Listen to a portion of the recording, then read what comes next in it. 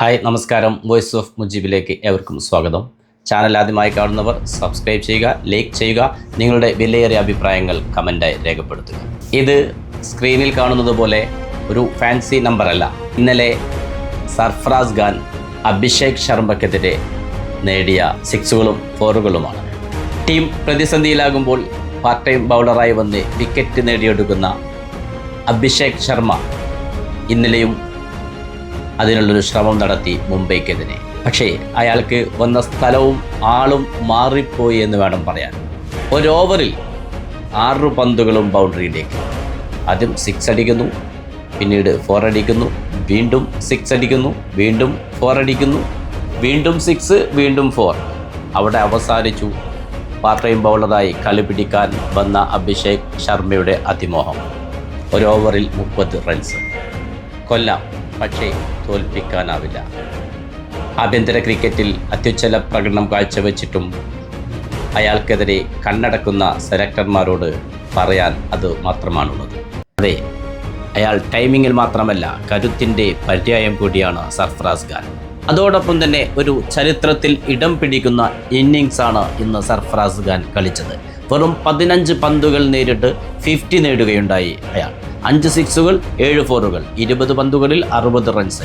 മുന്നേ അശ്വിൻ സർഫറാസ് ഖാനെ കുറിച്ച് പറഞ്ഞു വെച്ചിരുന്നു, മിഡിൽ ഓവറുകളിൽ സ്പിന്നർമാരെ കൊല്ലുന്നവനെന്ന്. അത് വീണ്ടും തെളിയിക്കുന്ന പ്രകടനമാണ് ഇന്ന് പഞ്ചാബിനെതിരെ മുംബൈക്ക് വേണ്ടി വിജയ് ഹസാര ട്രോഫിയിൽ സർഫറാസ് ഖാൻ കാഴ്ചവെച്ചത്. അയാളുടെ സ്ഥിരതയാർന്ന പ്രകടനം തുടർന്നുകൊണ്ടേയിരിക്കുന്നു. ഇനിയും ഇന്ത്യൻ സെലക്ടർമാർക്ക് കണ്ണടക്കാൻ കഴിയില്ല അയാളുടെ മുന്നിൽ എന്നത് തീർച്ചയാണ്.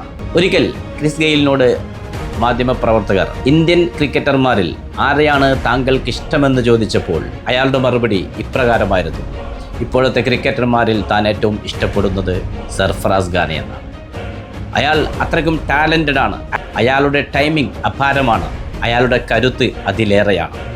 ഗെയിൽ കൂട്ടിച്ചേർക്കുന്നു. എന്നിട്ടും അയാൾക്ക് അർഹതപ്പെട്ട അംഗീകാരം ലഭിക്കുന്നില്ല ഇന്ത്യൻ ക്രിക്കറ്റിൽ എന്നത് ദുഃഖകരമാണ്. എന്തുകൊണ്ടാണ് അയാളെ സെലക്ട് ചെയ്യപ്പെടാത്തത്?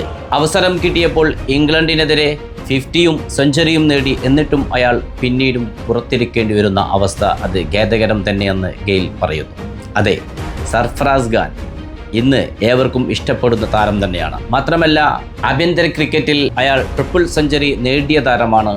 ഏതു സമയത്തും ആഭ്യന്തര ക്രിക്കറ്റിൽ മികവാർന്ന പ്രകടനം കാഴ്ചവെക്കുന്ന താരം കൂടിയാണ്.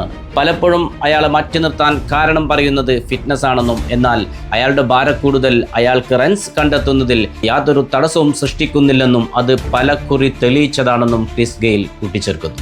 അതെ, അതൊരു സത്യമാണ്.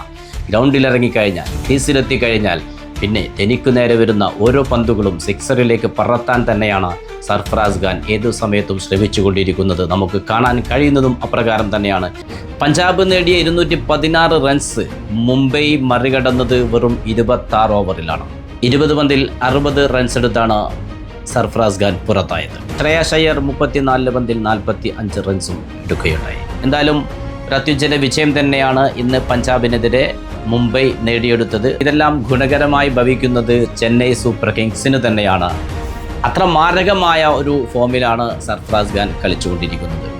IPL-ൽ അയാൾ ചെന്നൈ സൂപ്പർ കിങ്സിൻ്റെ 11-ൽ ഉണ്ടാകുമെന്നതിൽ ഒരു സംശയവുമില്ല.